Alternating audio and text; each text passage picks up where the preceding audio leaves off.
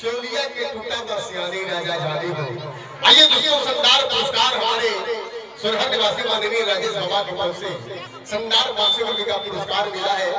आई टूटा तला नहीं तारा में दोष नहीं थे, ऐसा कहीं ना क्या समाओं के सिर जब अपने हाथ उठाते हैं तो समय देखने वालों को छक्के छूट जाते हैं, छक्के पूरे हाथ छूट गए। आसमानों के सिर